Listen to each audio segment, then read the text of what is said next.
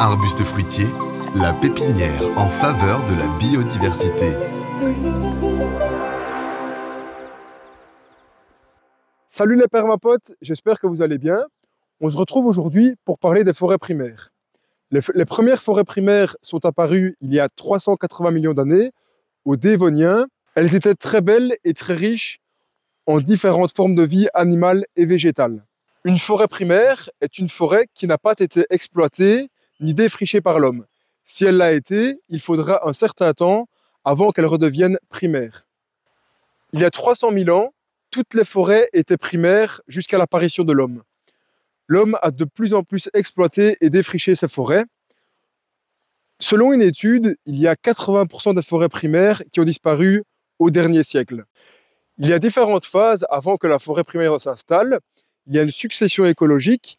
On commence avec les plantes herbacées, les fougères. Ensuite vont arriver tout ce qui est ronces, qui vont protéger les jeunes arbres.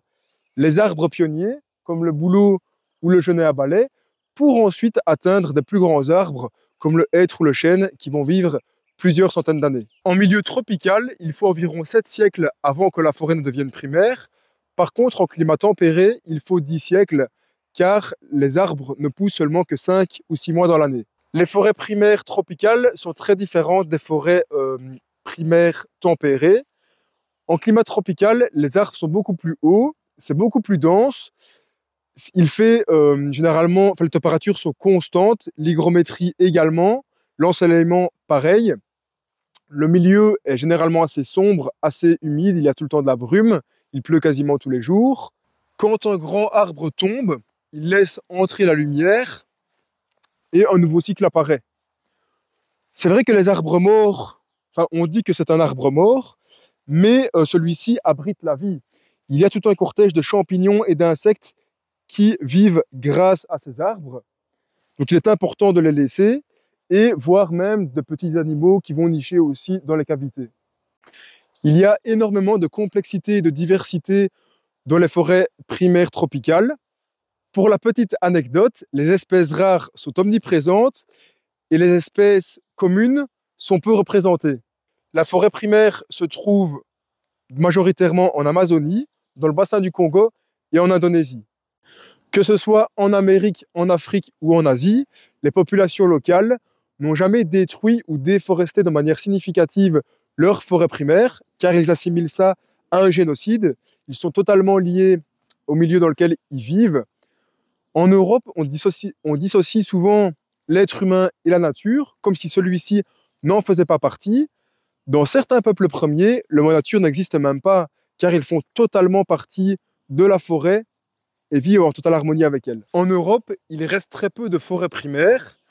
Il y en a une en Pologne, la forêt de Białowieża, qui est restée intacte. Elle a été formée il y a 10 000 ans lors de la dernière glaciation. Cette réserve naturelle abrite plus de 20 000 espèces d'insectes et plus de 200 espèces d'oiseaux. Les loups et les lynx trouvent refuge dans cette réserve naturelle et côtoient les derniers bisons d'Europe à l'état sauvage. Il est possible de visiter cette forêt en Pologne, mais on ne peut pas aller n'importe où. On est accompagné d'un guide touristique et on doit aller dans des sentiers bien précis. Il n'est pas question d'aller piétiner des espèces rares ou de déranger la forêt. La forêt primaire de Białowieża est très différente des forêts qu'on rencontre chez nous. Chez nous, c'est plutôt des champs de sapins, donc des arbres bien alignés, de la même espèce, donc pas beaucoup de diversité.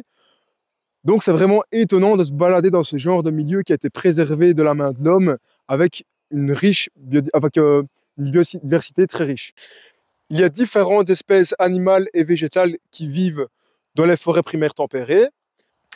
Il y a les arbres qui, eux, régulent le climat. Il y a les arbrisseaux ou les plantes herbacées qui se trouvent en dessous, qui abritent généralement les petits mammifères, les animaux. On peut également aussi s'en servir, par exemple comme le myrtille sauvage, pour s'en nourrir ou pour des besoins pharmaceutiques. Il y a les animaux herbivores qui régulent justement tous ces végétaux. Il y a aussi des prédateurs de ces animaux herbivores, comme le lynx, le loup ou l'ours, qui va aussi réguler ces populations pour qu'il n'y ait pas trop de prédation. Il y a aussi les oiseaux qui vont manger plein de petits insectes, des fois prédateurs, et qui vont aussi disperser plein de petites graines. Et aussi, il y a aussi des micro-organismes qu'on ne voit pas, des champignons, des petits insectes. On se rend compte que le tout est interconnecté et qu'il y a un équilibre qui se crée. L'Europe est le seul continent à ne pas avoir su conserver des forêts primaires sur son territoire, contrairement aux autres continents. Il y a plusieurs intérêts à recréer ou à conserver une forêt primaire en climat tempéré. Celle-ci peut lutter contre le réchauffement climatique. Elle va emprisonner du carbone donc dans sa biomasse et dans le sol. Petite parenthèse, on peut voir vraiment que le sol de la forêt, c'est comme du terreau, c'est très très riche. Les plantes absorbent aussi le CO2 dans l'atmosphère grâce à la photosynthèse. La forêt primaire en climat tempéré pourrait aussi constituer un réservoir de biodiversité avec plein d'espèces différentes. Il y aurait aussi, pourquoi pas, à terme, de nouvelles espèces animales et végétales qui pourraient voir le jour. On pourrait aussi développer des pôles plutôt scientifiques et pédagogiques pour faire des recherches par rapport à son développement, voir ce qu'elle pourrait nous apprendre et en même temps montrer aux gens ce développement, le respect de la nature et un petit peu ce non-agir ici et comment la nature pourrait se développer et avoir plus de respect envers elle.